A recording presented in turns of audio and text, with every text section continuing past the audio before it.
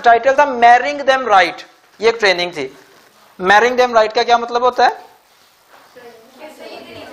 आप सही स्पाउस कैसे ढूंढेंगे, समझ आ रही है बेटा? मेल है तो फीमेल आपने किस क्राइटेरिया के तहत आपने ढूंढनी है, और अगर फीमेल है तो मेल कैसे ढूंढना है। बहरहाल उसमें उन्होंने बताया कि अल्लाह का एक आयत है, वो क्या है कि खबीस मर्द खबीस औरतों के लिए हैं और खबीस औरतें खबीस मर्दों के लिए हैं, पाकीज़ा मर्द पाकीज़ा औरतों के लिए, पाकीज़ा औरतें पाकीज़ा मर्दों के लिए, यानी कि जैसे होगे वैसे ही आएगी आपकी जिंदगी में। उससे उन्होंने, और आजकल उसे कहते हैं law of attraction modern language में।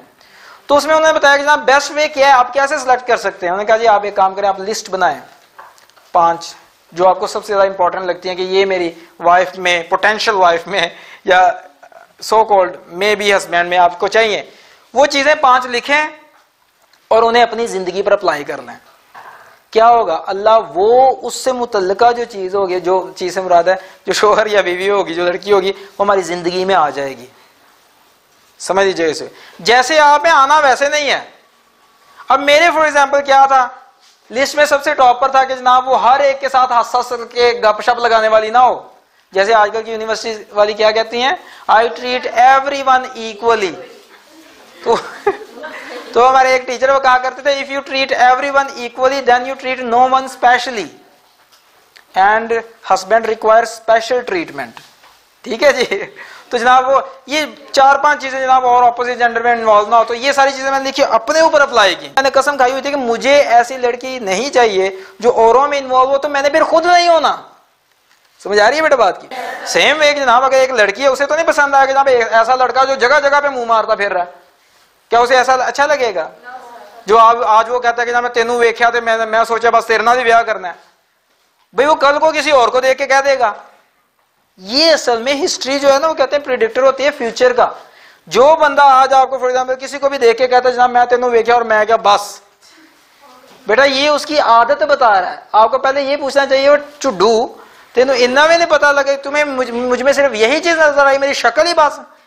ये तो अल्लाह ने बनाई है, जो मैंने अपनी मेरी जो अच्छी अपब्रिंगिंग हुई है, जो तरबियत हुई है, उसका तुम्हें कुछ नजर नहीं आया।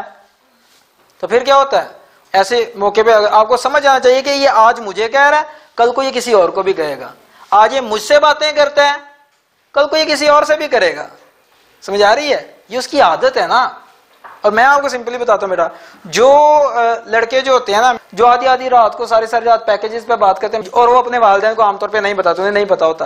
बेटा जो लड़का जो है जिसके वालिदैन ने उसके लिए पता नहीं क्या कुछ किया, और उसे इस चीज की परवाह नहीं कि उन्होंने क्या कुछ मेरे लिए किया, वो उन्हीं को डिसीव कर रहा है। बेटा आप क्या कर लेंगी जो वो आपको डिसीव ना करेगा? डिसीव और डिसेप्शन उसके अंदर रची बसी हुई है एक चीज। वो वालिदैन को डिसीव कर रहा है, कल को आपको डिसीव करेगा। आपको लग रहा होगा वो ऑफिस गया है, आदत है ना बेटा। तो इसलिए बेटा जब मैंने वो चीजें अपने अंदर अप्लाई की, तो फिर क्या हुआ, एमबीए हो चुका, उसके बाद जनाब क्या हुआ हमारे, अब मैंने फॉर एग्जांपल मेरी जो चीजें थी उसमें एक चीज जनाब वो ऑपोजिट जेंडर के साथ बहुत ज्यादा अट्रैक्ट, या इस तरह की बातें गपशप वाली नहीं होनी चाहिए, बापर्दा होनी चाहिए, टीवी की एडिक्ट नहीं होनी चाहिए।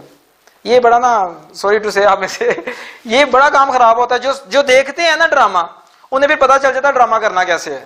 जो टीवी एक्सपर्ट है ना, उन्हें पता है कि कहानी कैसे सुनानी है। अब जनाब शोहर का टाइम हो रहा है, आने वाला है कि बस मैं तो मारी गई, मेरी तो बस हो गई। क्यों? उसे सीखा ही है ड्रामों से।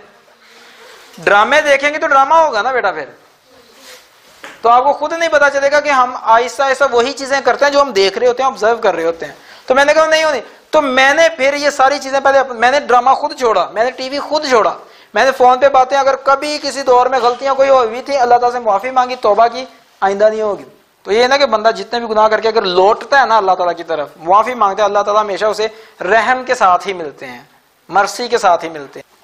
तो मेरे जिससे भी ये बात होती थी ना, मेरी वालदा कहते मुमकिन नहीं है कि ऐसी कोई हो।